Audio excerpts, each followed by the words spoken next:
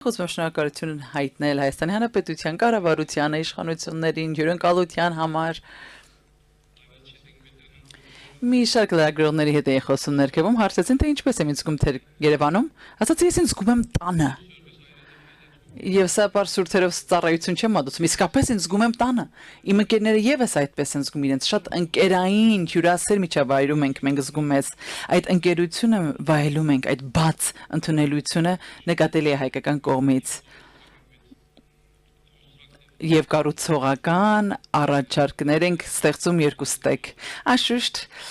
որոշ դժգոհություններ ունեմ իմ գոլեգայի ասածների հետ, որոշ առաջարկների հետ կապված, վենտիկեպի հետ կապված, բայց նայենք հունվարի 22-ին քննարկումներ եւս ունեցել ենք այս հարցի շուրջ եւ եթե անդրադառնանք այս կետին եւ Ռուբենին եւ Սելդային կասեմ, որ այս պահին մենք լինելու ենք 2026-ին, հավանաբար չենք հավատա։ Չենք հավատա, հսկայական ձեռքբերումներ ունենք